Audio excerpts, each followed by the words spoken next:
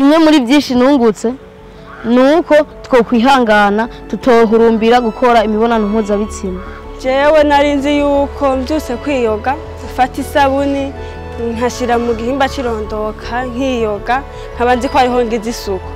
Ubu namenye yuko ngiye kwiyoga nzofata utuzi tw'akazuyazi n'agatambara keza nkiyogesha. Kare sinari nzi ngo ndi umuntu mubi, sinari nzi bijya ngo mbaze umutima, kandi sinari nzi ngo ndinde. Urumva baratubwiye ko utegerezwa kwimenya.